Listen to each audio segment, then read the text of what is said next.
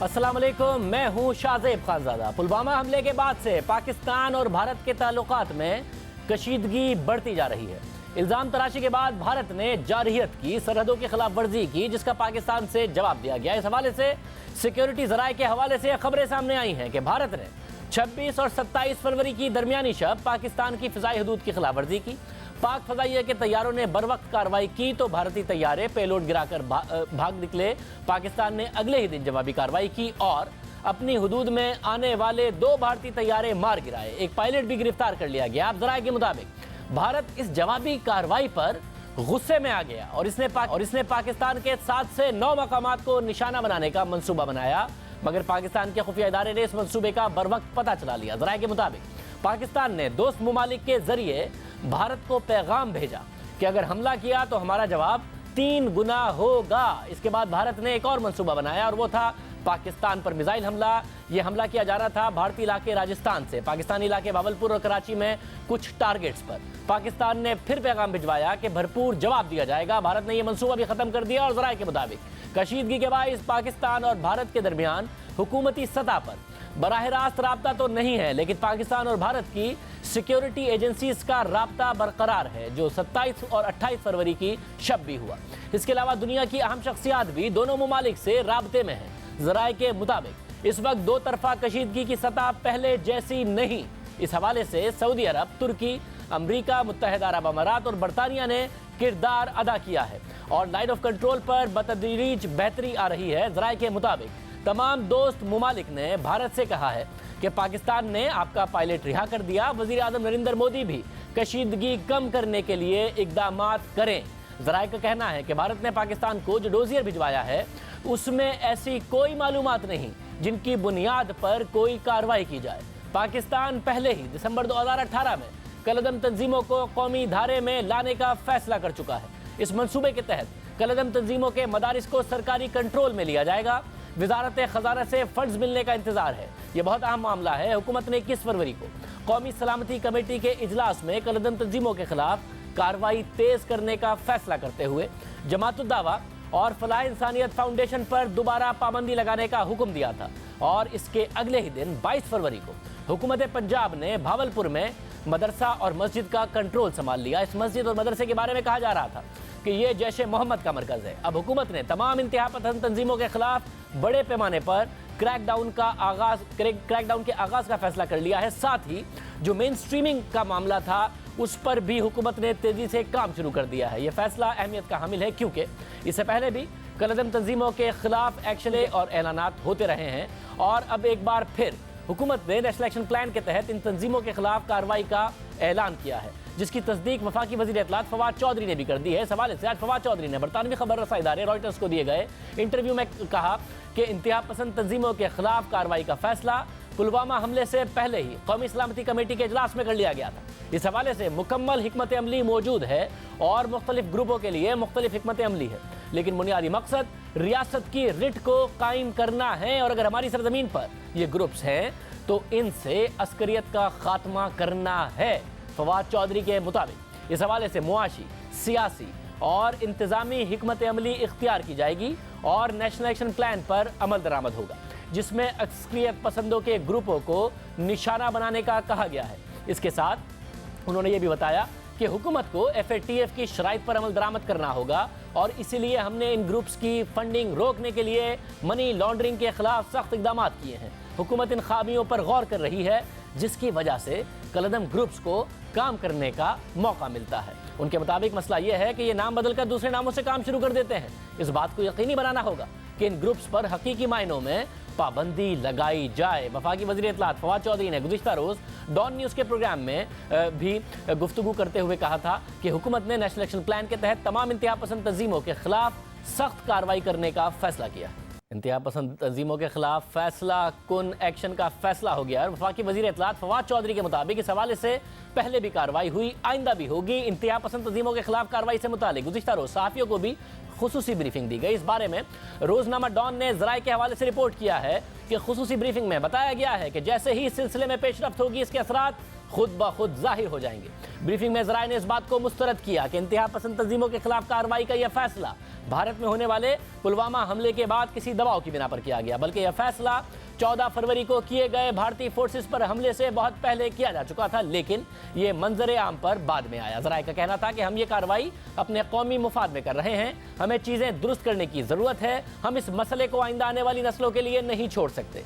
मौजूदा सियासी इत्तफाक़ राय पाकिस्तान को मस्बत सिमत में ले जाने का मौका है। जराये का यह भी कहना था कि इस कार्रवाई से FATF की जानिब से उठाए गए इन मामलों से निमटने में भी मदद मिलेगी, जिनकी गुज़िश्ता माह होने वाले इजलास में निशानदही की गई थी। जराये ने मीडिया ब्रीफिंग में बताया कि जैश मोहम्मद, जमात उद दावा और फलाह इंसानियत के खिलाफ सिक्योरिटी इदारों की कार्रवाई हो सकती है, जबकि इस मौके पर होने वाली गुफ्तगू से ये बात वाज़ेह थी कि पाकिस्तान सलामती काउंसिल की जानिब से जैश मोहम्मद के सरबराह मौलाना मसूद अजहर को दहशतगर्दों की फहरिस्त में शामिल करने के मामले पर अपने मौक़िफ़ पर भी नज़रसानी करेगा। इस हवाले से जराये का कहना था कि कोई फर्द वाहिद पाकिस्तान से ज़्यादा अहम नहीं और पाकिस्तान से अना का मसला नहीं बनाएगा, पाकिस्तान इसे कतई तौर पर अना का मसला नहीं बनाएगा। जबकि जराये ने मसूद अजहर पर पाबंदी के सिलसिले में चीन का हवाला देते हुए कहा कि हम अपने दोस्तों को आजमाइश में नहीं डालेंगे। जराये का मजीद कहना था कि 2014 में नेशनल एक्शन प्लान के तहत कलअदम ग्रुपों के खिलाफ कार्रवाई का फैसला कर लिया गया था, जिसके लिए हिकमत अमली में तब्दीली ज़रूरी थी और इस तरह के इकदाम के लिए वक्त दरकार होता है और अब इन तंजीमों के खिलाफ फैसला कुन कार्रवाई का वक्त आ गया है। इस हवाले से मजीद बात करेंगे वफाकी वज़ीर इत्तलात फवाद चौधरी इस वक्त हमारे साथ मौजूद है। फौजी साहब बहुत शुक्रिया। फौजी साहब, जब नेशनल एक्शन प्लान ओरिजिनली बना उस वक्त भी दावा किया गया कि इन तंजीमों के खिलाफ कार्रवाई होगी, ये नाम बदल कर काम ना कर सकें, इस बात को यकीनी बनाया जाएगा। आप समझते हैं कि ऐलानात तो पहले भी हुए थे, इस दफ़ा जो कार्रवाई है वो पहले से मुख्तलिफ होगी और हतमी होगी? देखिए शाहज़ेब साहब, मैं एक तो ये समझता हूँ कि जब पहले कहा गया है तो उसके ऊपर भी अमल हुआ है। मसलन अगर आप इसकी फेजेस देखें, सबसे पहले तो ज़ाहिर है 30-40 साल की पॉलिसी थी। 2002 में पाकिस्तान ने इस पॉलिसी को चेंज करना शुरू किया। 2014 में APS के साइन है के बाद नेशनल एक्शन प्लान बना। नेशनल एक्शन प्लान के बाद हमने बहुत बड़े एक्शंस किए नॉर्थ वज़ीरिस्तान में, और ख़ुद ये जो मर्जर है फाटा का, ये कोई मामूली वाक़या तो नहीं है, कितना बड़ा वाक़या है जो पाकिस्तान ने अचीव किया यहाँ पर, और मेरा ये ख्याल है बहुत बड़ी कामयाबी थी पाकिस्तान की। और हमने जो ऑपरेशंस किए उसके बाद आप देख सकते हैं कि कितना ज़्यादा पाकिस्तान के यहाँ जो टेररिज्म का मामला था उसके ऊपर फ़र्क पड़ा। अब ये तीसरा मरहला है। तीसरा मरहला जो था वो ये है कि अब हम उन बाकी जो तंजीमें थी उनके ऊपर हम कार्रवाई करने का इरादा रखते थे, पहले भी रखते थे, लेकिन ये वो तंजीमों के ऊपर हमने ये फ़ैसला, एक ब्रॉडर फ़ैसला ये किया है, हमारी ज़मीन बिल्कुल इस्तेमाल नहीं होगी किसी और मुल्क के ख़िलाफ़। हमने ये फ़ैसला किया है रियासत जो है वो वायलेंस के ऊपर अपनी मोनोपोली बनाएगी और किसी ग्रुप को ये इजाज़त नहीं देगी कि वो वायलेंस करे। अब इसकी स्ट्रेटजीज़ हैं। हमारा जो इस वक्त एज है पाकिस्तान को हासिल, जो इस वक्त हमें हासिल है वो ये है कि इस वक्त तमाम सियासी जमातें नेशनल एक्शन प्लान के डॉक्यूमेंट के ऊपर उनका कंसेंसस है। पाकिस्तान की आर्म्ड फोर्सेस, पाकिस्तान की अदालतें, पाकिस्तान की हुकूमत, पाकिस्तान के तमाम इदारे एक पेज के ऊपर है। ये इट्सेल्फ एक पाकिस्तान में एक कहिए कि यूनिक घड़ी है कि पाकिस्तान के अंदर एक इतना बड़ा कंसेंसस है, और इंशाअल्लाह ताला हमने जो पॉलिसी बनाई है उसके ऊपर इम्प्लीमेंटेशन का ये वक्त भी बहुत मुनासिब है और इस वक्त हमारी कैपेसिटी भी बहुत बेहतर है पहले से। ये बताइएगा कि ज़ाहिर है पाकिस्तान की तरफ से वाज़ेह तौर पर कहा जा रहा है कि ये पुलवामा हमले के बाद नहीं है, हम पहले से पॉलिसी बना चुके थे और उस पर अमल दरामद भी हो रहा था, मगर भारत बहरहाल इस्तेमाल करता है जब भी कोई वाक़या हो बैनुल-अक़वामी बिरादरी में, मसूद अजहर के हवाले से, फिर सलामती काउंसिल में करारदादों का मामला हो तो चाइना को वीटो करना पड़ता है। तो इस हवाले से भी हतमी फैसला हो गया है। देखिए इसका ज़्यादा ताल्लुक भारत से है नहीं। अगर आप देखें तो जनवरी में जो हमारी नेशनल सिक्योरिटी कमेटी की मीटिंग हुई थी उसमें हमने प्रिंसिपल्स तय कर दिए थे और उन प्रिंसिपल्स में ये तय किया गया था कि जो नेशनल एक्शन प्लान में खामियां हैं उनको हमने दूर करना है। इसके बाद फैटफ हमारा एक सीरियस इशू है। फैटफ में हम ग्रे लिस्ट में हैं। हमें बहुत अहम है कि हम इक़दाम करें कि फैटफ से हम निकलें और हमारी जो मईशत है उसके ऊपर कोई इसका बुरा असर ना पड़े। लिहाजा हमने जो तमाम इक़दाम करने हैं वो अपनी इंटरनेशनल ऑब्लिगेशंस को भी सामने रख के करना है।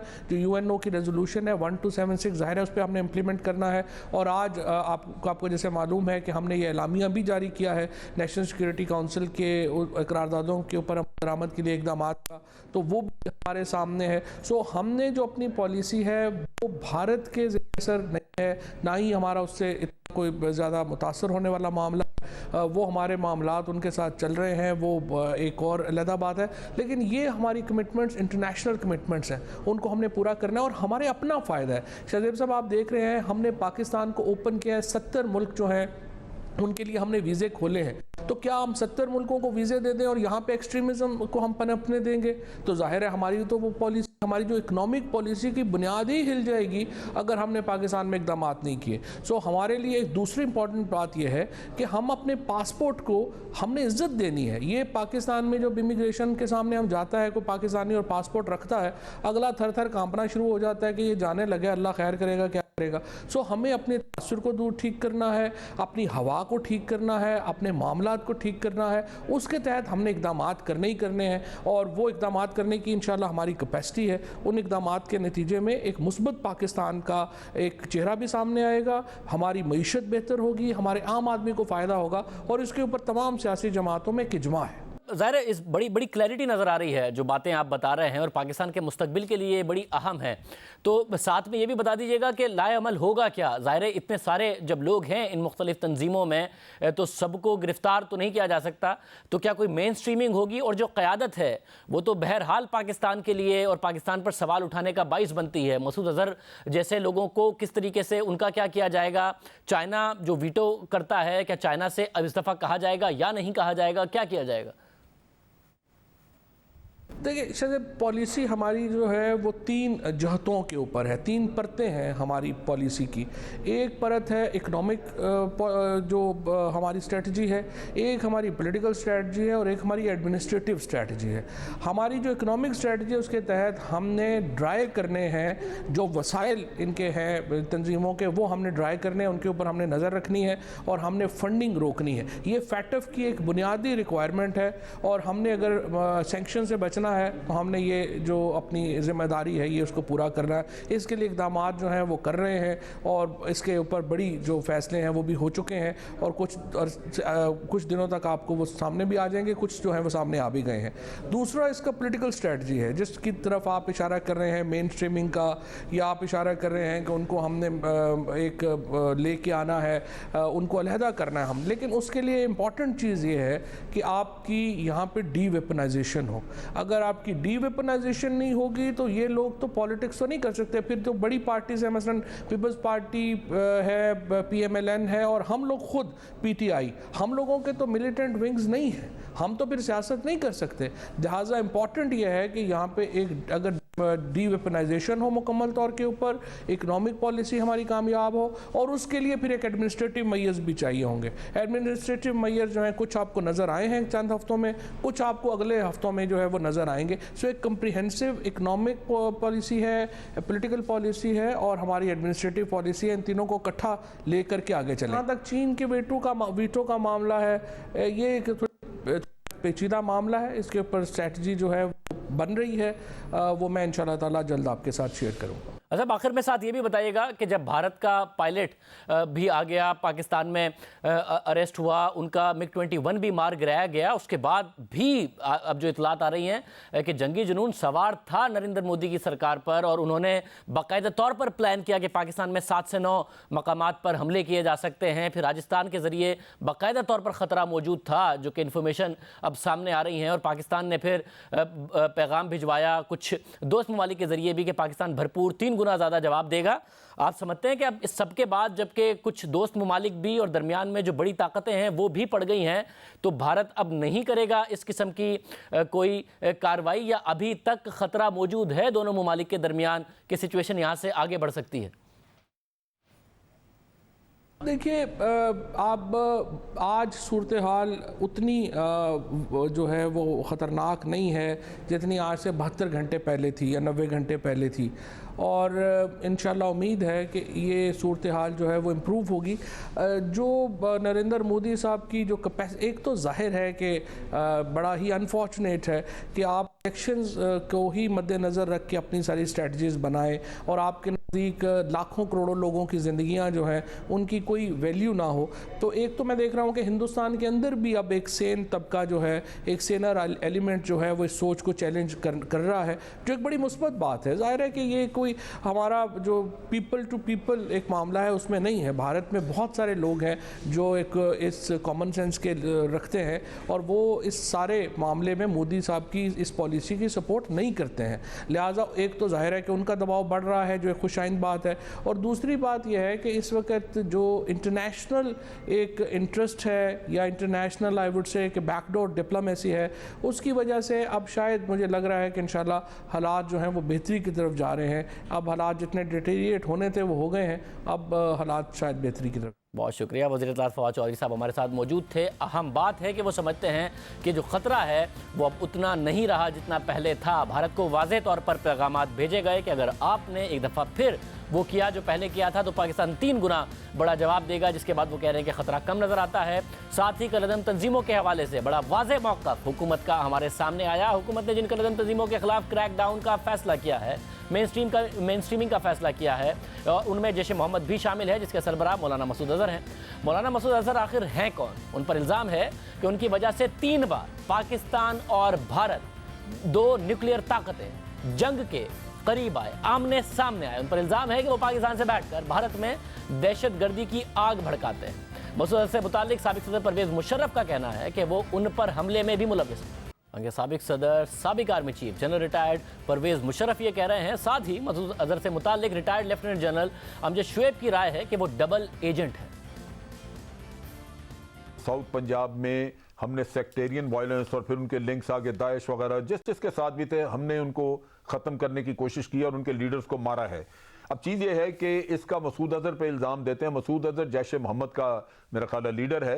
ये काफ़ी अरसा हिंदुस्तान में भी कैद रहा है और फिर वहाँ से एक वो हवाई जहाज़ के हाईजैकिंग के बाद आया, और ये मैं समझता हूँ कि ये मशकूक आदमी है। बहुत सारी इंटेलिजेंस एजेंसीज जो हैं, हमारे अदारे, वो बताते हैं कि ये डबल एजेंट आदमी है। अगर ये बात दुरुस्त है तो मुझे इसमें कोई शुबा नहीं कि हो सकता है ये बाहर से किसी इंटेलिजेंस के इशारे पे काम कर रहा हो। अहम बात यह है कि 2016 में काउंटर टेररिज्म डिपार्टमेंट पंजाब भी ये रिपोर्ट कर चुका है कि लश्कर तैयबा और जैश मोहम्मद से वाबस्ता लोग ही मुल्क में दहशतगर्दी में मुलविस हो जाते हैं। काउंटर टेररिज्म डिपार्टमेंट रिपोर्ट के मुताबिक जैश मोहम्मद जैसी तंजीमें अगरचे ये दावा करती हैं कि वो पाकिस्तान के अंदर दहशतगर्दी नहीं करते, मगर उनके तरबियत याफ्ता नौजवानों को तालिबान और अलकायदा खींच कर ले जाते हैं। और ये तंजीमें एक नर्सरी बनी हुई हैं जो पौधे लगाकर बड़े करती हैं, तो तालिबान और अलकायदा इनके फल को मुल्क और कौम की बर्बादी के लिए इस्तेमाल करते हैं। इस बार जिन अफराद और शख्सियात के खिलाफ क्रैकडाउन किया जा रहा है, और इनमें सबसे ज़्यादा अहम नाम जैश मोहम्मद और मौलाना मसूद अज़हर है। कौन है मसूद अज़हर? जैश मोहम्मद के सरबराह मसूद अज़हर के हवाले से सीनियर सहाफ़ी सबूक सैयद ने रिपोर्ट लिखी है। इस रिपोर्ट के मुताबिक 24 दिसंबर 1999 को दुनिया भर के मीडिया में ब्रेकिंग न्यूज़ आना शुरू हो गई कि भारतीय एयरलाइन का तैयारा जो खटमंडू से नई दिल्ली जा रहा था, इसे कुछ नामालूम अफराद ने हाईजैक कर लिया है। तैयारा अगवा करके कंधार ले जाया गया, जहां उस वक्त तालिबान की हुकूमत थी। इस तैयारे में 155 मुसाफिर सवार थे। अगवाकारों का एक ही मुतालबा था कि भारतीय जेलों में कैद 3 कैदियों मसूद अज़हर, मुश्ताक ज़रगर और पाकिस्तान निजात बरतानवी शहरी उमर सईद शेख को रिहा किया जाए। 8 दिन के तवील और थका देने वाले मुज़ाकरात के बाद भारत को अगवाकारों के मुतालबे के सामने घुटने टेकने पड़े और एक तैयारे पर 3 कैदियों को अफगानिस्तान पहुंचा दिया गया। इन कैदियों से रिहा होने के बाद उसी रात काबुल में अलकायदा के सरबराह उसामा बिन लादेन और अफगानिस्तान में तालिबान के सरबराह मुल्ला मोहम्मद उमर से मुलाकातें हुई। रिपोर्ट के मुताबिक भारतीय कैद से रिहाई के बाद मौलाना मसूद अज़हर पाकिस्तान आ गया और यहाँ जैश मोहम्मद के नाम से एक नई जिहादी तंजीम की बुनियाद रखी। इस जमात का ऐलान कराची में उलमा के साथ मुशावरत और मुलाकातों के बाद किया। चंद हफ्तों के अंदर अंदर इस नई तंजीम के दफातर जनूबी पंजाब समेत मुल्क के मुख्तलिफ हिस्सों में खुल गए। सिपा साहबा के मकतूल रहनुमा और रुकने कौमी असम्बली मौलाना आजम तारिक भी इस तंजीम के क़याम में उनके साथ साथ चलते रहे, जिसकी वजह से हरकतुल मुजाहिदीन के अमीर मौलाना फजल रहमान खलील और उनके दरमियान इख्तलाफात पैदा हो गए थे। जैश-ए मोहम्मद ने हरकतुल मुजाहिदीन के कैंपों और कई दफातर पर कब्जा कर लिया और इस कब्जे में सिपा साहबा भी उनके साथ शरीक कार थी।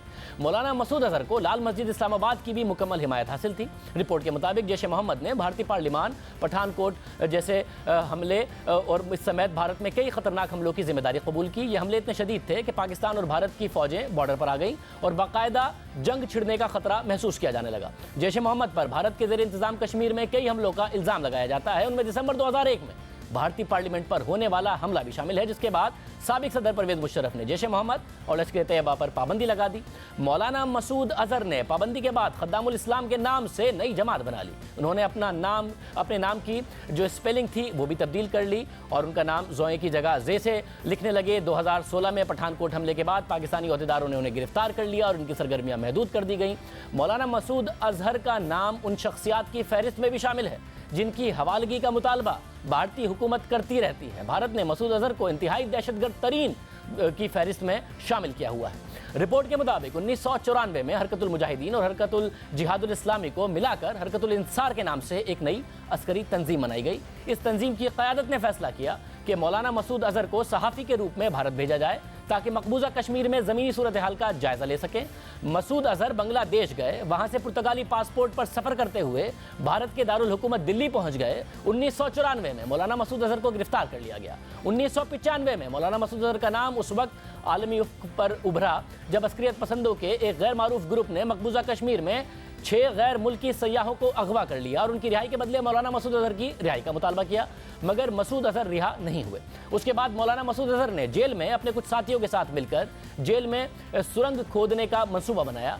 सुरंग जब खोदी गई तो मौलाना मसूद अजहर का इसरार था कि पहले वो निकलेंगे, लेकिन भारी भरकम जिस्म होने की वजह से वो इस सुरंग में फंस गए और जेल से फरार का मंसूबा नाकाम हो गया।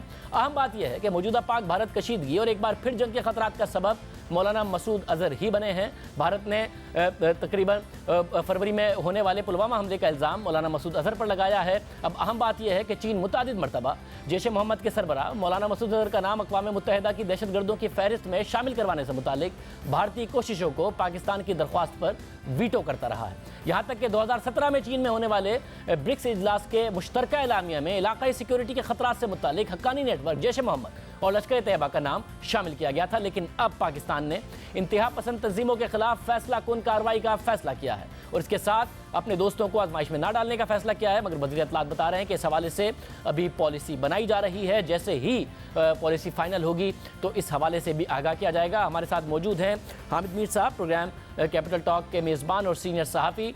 बहुत शुक्रिया हामिद मीर साहब हमें शो में ज्वाइन करने के लिए।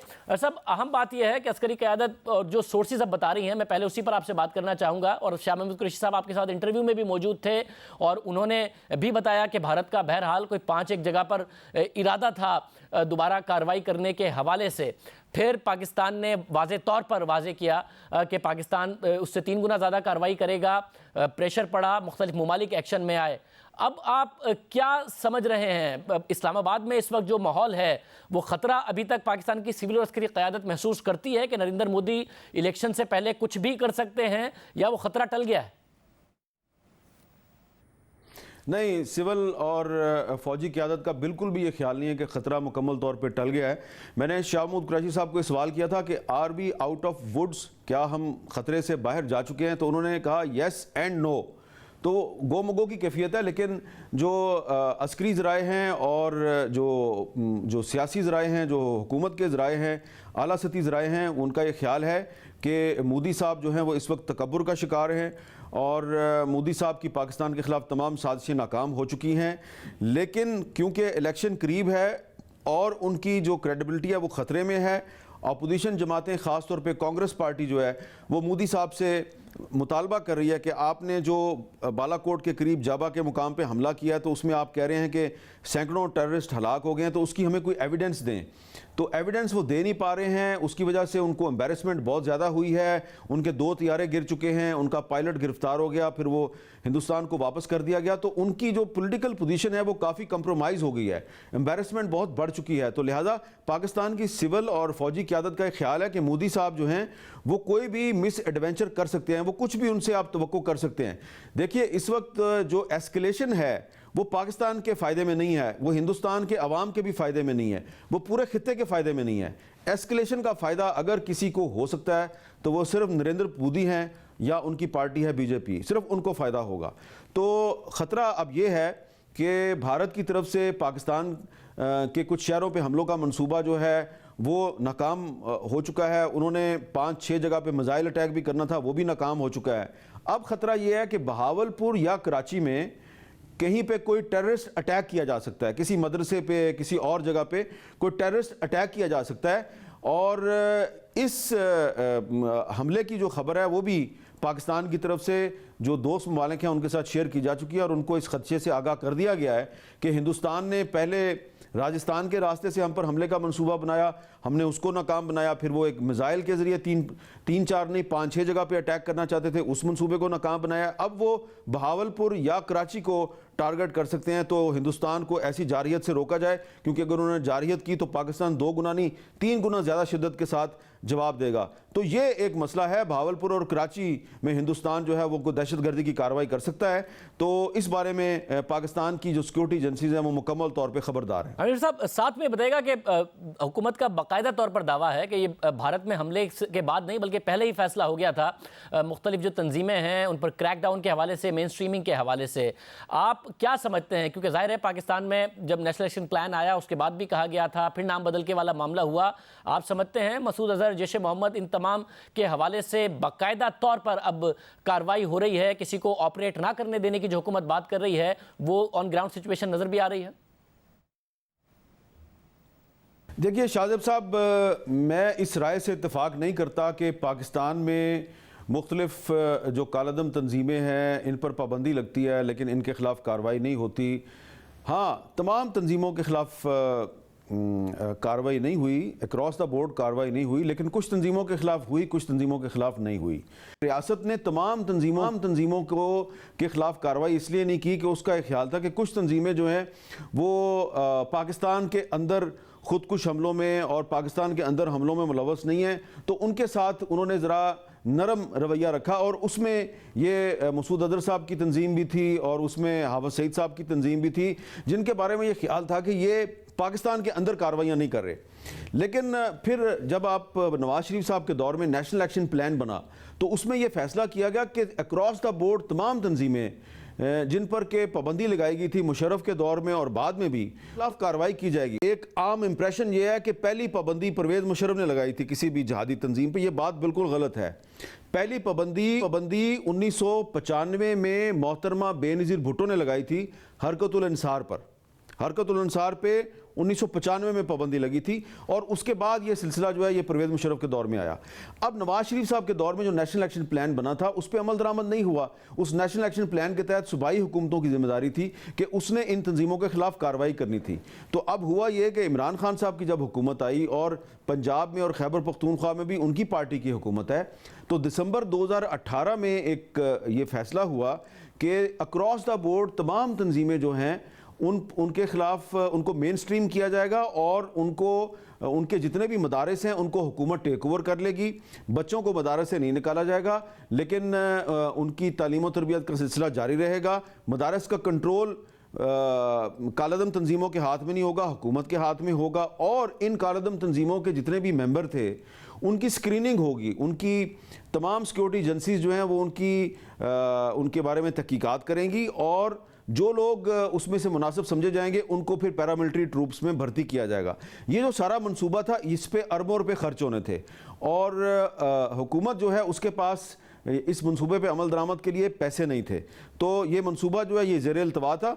पुलवामा वाला जो वाक़या है ये तो फरवरी में हुआ है, लेकिन ये जो मंसूबा था main streaming of band outfits, जिसको कि कुछ लोग ये भी कहते हैं कि ये कालादम तंजीमों के खिलाफ कार्रवाई का मंसूबा है, तो मैं समझता हूँ कि ये कार्रवाई की बजाय अगर आप इसको ये कहें कि उनको कौमी धारे में लाने का मंसूबा था, तो इस मंसूबे पे अब मौजूदा हुकूमत जो है, आज मौजूदा हुकूमत के कुछ बहुत जो ज़िम्मेदार लोग हैं उन्होंने हमें बताया है कि अब इस मंसूबे पे अमल दरामद शुरू हो गया और आने वाले बजट में इस मंसूबे पे अमल दरामद के लिए एक बहुत बड़ी रकम भी रखी जाएगी और इस सिलसिले में जो इंटरनेशनल कम्युनिटी है उसको मुतमिन करने की हर किस्म की कोशिश की जाएगी और पाकिस्तान किसी भी इंटरनेशनल प्लेयर को ये कहने का मौका नहीं देगा कि पाकिस्तान कहता कुछ है और करता कुछ है। शुक्रिया। मीर साहब बता रहे थे अहम डेवलपमेंट्स हो रही हैं, पाकिस्तान ये मौका नहीं देगा किसी इंटरनेशनल प्लेयर को ये कहने का। अब बाकायदा तौर पर पाकिस्तान में कार्रवाई हो रही है। वफाकी वज़ीर इत्तलात ने अहम बात की कि मेन स्ट्रीमिंग जो है वो उस वक्त तक नहीं हो सकती जब तक डीवेपनाइजेशन ना हो,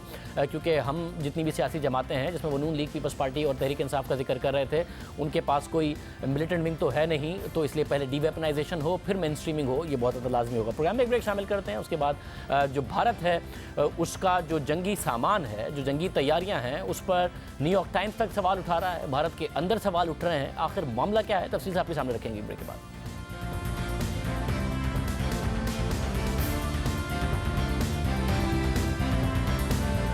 आज अमेरिकी अखबार न्यूयॉर्क टाइम्स में तफसीली रिपोर्ट शाया हुई है। रिपोर्ट का उन्वान है after India loses dog fight to Pakistan, questions arise about its vintage military. यानी पाकिस्तान से फिजाई लड़ाई हारने के बाद भारत की कदीम फौज पर सवालात उठ रहे हैं। न्यूयॉर्क टाइम्स की रिपोर्ट के मुताबिक चीन पर नजर रखने के लिए अमेरिका को जिस फौज की मदद दरकार होती है, इस फौज के लिए ये शर्म का लम्हा था जब गुज़िश्ता हफ्ते भारतीय पायलट कुछ वक्त के लिए पाकिस्तान का कैदी रहा। भारतीय पायलट तो घर पहुंच गया, लेकिन सोवियत दौर का MiG-21 तैयारा इतना खुशकिस्मत नहीं था। गुज़िश्ता 5 दहाई में भारत की अपने जनूबी एशिया मुखालिफ से पहली फजाई झड़प थी, जो भारतीय फोर्सेस का इम्तिहान था और इसने मुबस्सरीन को हैरान कर दिया है। रिपोर्ट के मुताबिक भारतीय फौज के लिए खतरे की घंटी बज गई। भारतीय फौज को लाहिक चैलेंजेस किसी से ढके छुपे नहीं।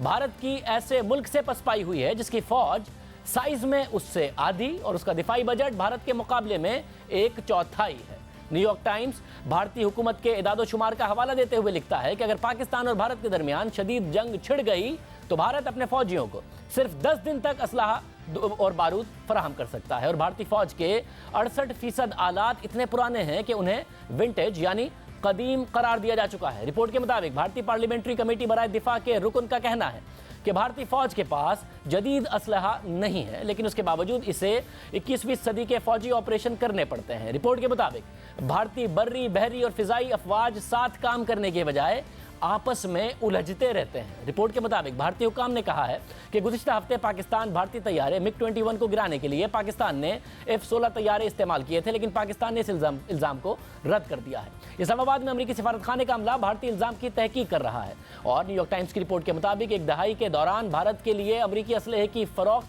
सिफर से बढ़कर 15 अरब डॉलर तक पहुंच गई है, लेकिन अब भी पाकिस्तान अमेरिका की ताकतवर असलहे की सप्लाई से इस्तेफादा कर सकता है। रिपोर्ट में कहा गया है कि भारत की मिलिट्री के लिए फंडिंग बड़ा चैलेंज रहेगा। 2018 में भारत ने 45 अरब डॉलर्स के मिलिट्री बजट का ऐलान किया था और गुज़िश्ता माह भारत ने मजीद 45 अरब डॉलर्स के बजट का ऐलान कर दिया। इसका चीन से मवाजना करें तो चीन का गुज़िश्ता साल का मिलिट्री बजट 175 अरब डॉलर्स था। न्यूयॉर्क टाइम्स ने रिपोर्ट में सवाल उठाया कि भारत फौज के लिए कितना बजट मुख्तस करता है, ये अहम नहीं, अहम बात यह है कि भारत ये बजट खर्च कैसे करता है। फौज के लिए मुख्तस बजट का बड़ा हिस्सा 12 लाख फौजियों की तनख्वाह और पेंशन्स की मद में चला जाता है और नए आलात खरीदने के लिए सिर्फ 14 अरब डॉलर ही बचते हैं।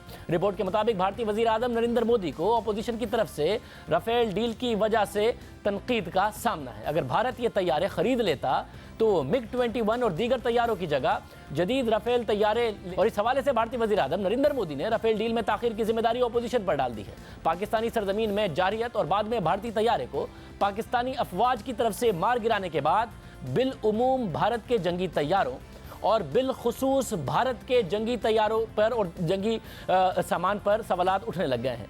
इस वक्त न सिर्फ भारत बल्कि पूरी दुनिया ये एतराफ़ कर रही है कि भारतीय जंगी तैयारे पुराने हैं, वो नई टेक्नोलॉजी के साथ मुताबिकत नहीं रखते, उनमें इतनी अहलियत नहीं है कि वो मुमकिन जदीद जंगों में कामयाबी हासिल कर सकें। इसलिए एक बार फिर भारत में राफेल तैयारों का जिक्र हो रहा है। वो तैयारे जिन्हें भारत गुज़िश्ता कई सालों से खरीदने की कोशिश कर रहा है, मगर इन तैयारों को खरीदने के लिए जो डील की गई वो तनाज़ात का शिकार हो गई। मोदी सरकार पर करप्शन के इल्जामात लगे और भारत अब तक ये तैयारे हासिल नहीं कर सका। इन तमाम मामलात की तफसीलात क्या हैं वो हम आपके सामने रखेंगे, मगर पहले नरेंद्र मोदी का वो बयान आपको सुनाते हैं जिसमें उन्होंने पाकिस्तान की जानिब से भारतीय तैयारा मार गिराने के बाद एक लिहाज से पाकिस्तान के जंगी तैयारों की बरतरी का एतराफ़ किया और भारतीय आवाम के सामने ये तासुर रखा कि अगर भारत के पास राफेल तैयारे होते तो सूरत हाल मुख्तलिफ होती। भारतीय वजीर आजम नरेंद्र मोदी के इस बयान के बाद कांग्रेस के सरबराह राहुल गांधी ने गुज़िश्ता रोज एक जवाबी ट्वीट की और नरेंद्र मोदी को मुखातिब करते हुए मौक़िफ़ अख्तियार किया कि वजीर आजम साहिब, तुम में शर्म नाम की कोई चीज नहीं। तुमने 30,000 करोड़ चोरी किए और अपने दोस्त अनिल अंबानी को दे दिए। राफेल तैयारों की मुंतकली में जो इल्तवा हुआ उसके जिम्मेदार तुम खुद हो। तुम्हारी वजह से विंग कमांडर अभिनंदन जैसे भारतीय एयरफोर्स के बहादुर पायलट्स अपनी जान खतरे में डालकर पुराने तैयारे उड़ा रहे हैं। यानी नरेंद्र मोदी राफेल तैयारों की मुंतकली में इल्तवा की जिम्मेदारी अपोजिशन पर डाल रहे हैं और अपोजिशन उसकी जिम्मेदारी नरेंद्र मोदी पर डाल रही है और राफेल डील में जालसाजी का इल्जाम लगा रही है। मौजू राफेल तैयारे हैं मगर मुद्दा भारत जंगी तैयारों की नाकामी का है। आखिर राफेल डील है क्या? क्यों वक्तन फवक्तन भारतीय सियासत में इसका चर्चा होता रहता है? इस पूरे मामले का तफसीली जायजा लेना जरूरी है। सन 2001 से भारतीय एयरफोर्स को जंगी तैयारों की कमी का सामना था। उस वक्त भारत के जेर इस्तेमाल जंगी तैयारे MiG-21 और MiG-27 पुराने हो चुके थे और भारतीय हुकूमत की जानिब से यह मौक़िफ़ दिया जा रहा था कि जेर इस्तेमाल ये तैयारे सोवियत यूनियन के ज़माने के हैं। इसलिए भारतीय फ़ज़ाइया को मौजूदा सूरत हाल को मद्देनज़र रखते हुए 126 सस्ते और काबिल भरोसा तैयारों की ज़रूरत है। लेकिन भारत की यह ज़रूरत अंदरूनी वजूहात की बिना पर कई साल तक पूरी ना हो सकी। लेकिन 6 साल बाद भारत ने इस मामले पर संजीदगी से सोचना शुरू किया और 2007 में भारत ने जंगी तैयारे खरीदने के लिए एक टेंडर जारी किया जिसमें 126 तैयारे खरीदने की बात की गई। इस प्रोजेक्ट के लिए भारत ने जंगी तैयारी बनाने वाली 6 आलमी कंपनियों को शॉर्टलिस्ट किया जिसमें अमेरिका, रूस, स्वीडन और फ्रांसीसी कंपनियां शामिल थी।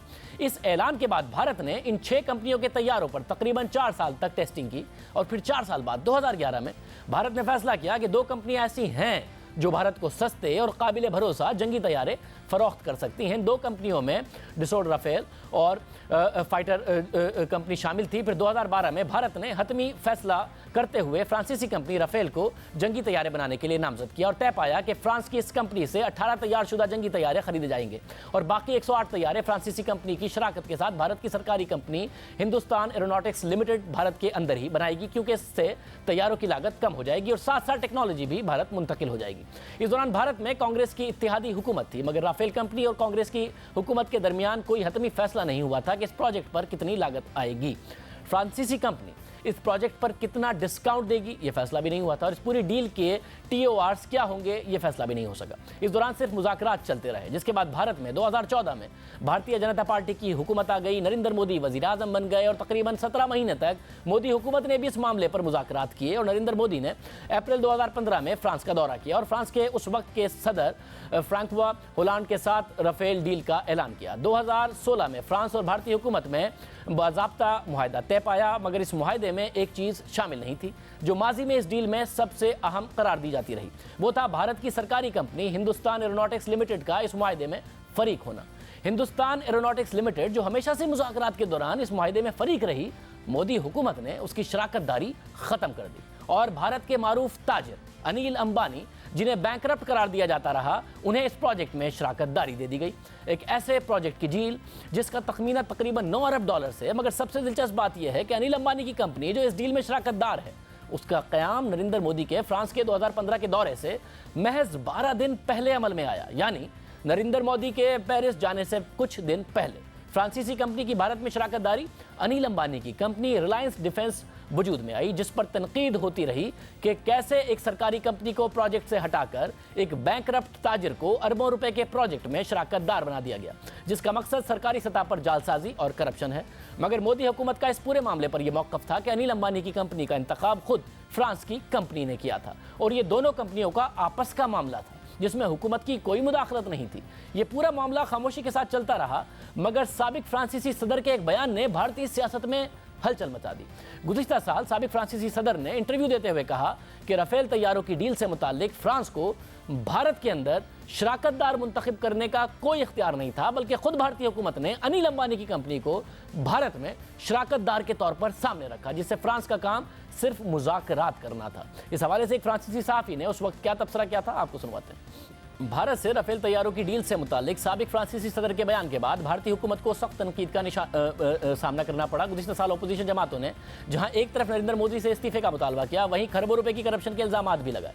इस सियासी हलचल के बाद राफेल डील का केस भारत के सुप्रीम कोर्ट चला गया। गुज़िश्ता साल 14 दिसंबर को भारतीय सुप्रीम कोर्ट ने इस डील को क्लीन चिट दी और फैसला सुनाया कि इसमें कोई बेकायदगी नहीं। मगर भारतीय सुप्रीम कोर्ट के इस फैसले के बाद अपोजिशन जमातों ने नजरसानी की अपील दायर की और मौक़िफ़ अख्तियार किया कि अदालत ने एक ऐसी रिपोर्ट का सहारा लिया है जिसका वजूद ही नहीं है।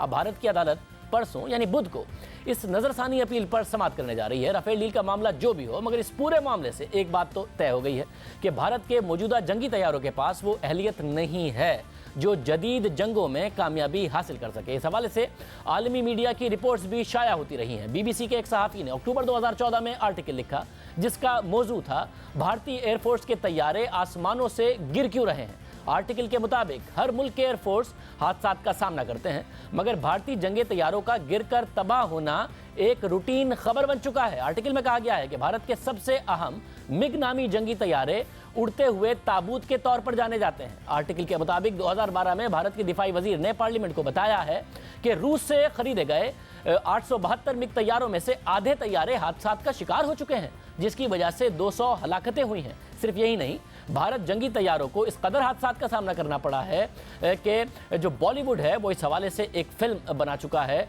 जो बहुत सुपरहिट भी हुई, जिसका नाम था रंग दे बसंती। आमिर खान के लीडिंग रोल के साथ इस फिल्म की मरकजी कहानी मिग नामी तैयारे के पायलट के गिर्द ही घूमती है, जिसका तैयारा उड़ान के दौरान हादसे का शिकार हो जाता है, जिसके बाद उसके अहले खाना और दोस्त इंसाफ के लिए एहतजाज करते हैं, मगर हुकूमत उनकी नहीं सुनती, वो बगावत पर मजबूर हो जाते हैं। और कहानी यही है कि किस तरीके से मिग 21 जो तैयारा है उसमें करप्शन और उसके जो पुर्जे हैं उसमें करप्शन की वजह से पायलट को ये सब भुगतना पड़ा और उसके ख़ानदान को। इस पूरे पस मंज़र से एक बात वाज़ेह होती है कि भारत का जंगी जुनून एक तरफ, मगर वहाँ जमहूरी निज़ाम होने की वजह से जो दिफाई मुआहदे होते हैं उनमें किसी भी बेकायदगी के मामले पर खुलकर बात भी होती है। अपोजिशन सवाल उठाती है, मीडिया सवाल उठाता है। राफेल डील पर खुलकर बात हुई, जिसकी वजह से मोदी हुकूमत एक बड़े अरसे तक मुश्किल में घिरी रही। बिल्कुल इसी तरीके से राहुल गांधी के वालिद राजीव गांधी के दौर में भी स्वीडन के साथ एक असलहे का मुआहदा हुआ, जिसके बाद बोफोर्स स्कैंडल सामने आया, जिसने कांग्रेस की हुकूमत के लिए मुश्किलात खड़ी की थी। जिसका मतलब यही है कि किसी मुल्क की लीडरशिप में जितनी खामियां क्यों ना हो, अगर वहाँ आज़ादी इज़हार राय मौजूद है,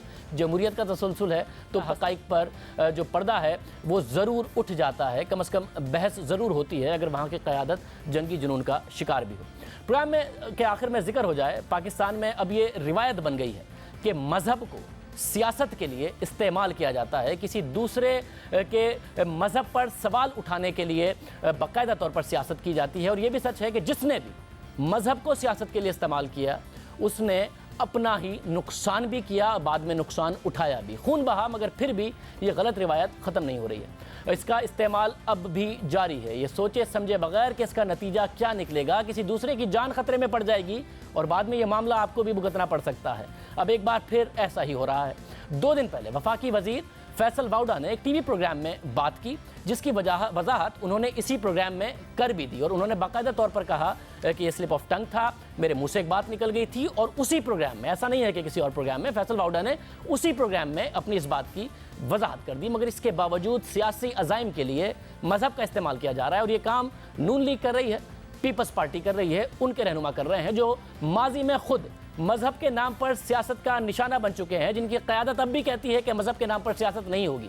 नून लीग के अपने वज़ीर दाखिला को गोली लगी हसन इकबाल साहब को, उसके वज़रा और रहनुमाओं पर स्याही फेंकी गई, जूते उछाले गए। वो ये कहते हैं कि मज़हब के नाम पर सियासत कर कर हमें एक इलेक्शन हरवाया गया, मगर अब वो भी मजहबी मामले पर सियासत कर रहे हैं, पार्लियामेंट में कर रहे हैं। इसी तरह इस मामले पर पीपल्स पार्टी भी सियासत कर रही है। वो पीपल्स पार्टी जिसके अपने गवर्नर को मजहब के नाम पर सियासत की नज़र कर दिया गया, उनके अपने एक वजीर को बाकायदा तौर पर कत्ल कर दिया गया, वो भी अब इस मामले पर सियासत कर रही है।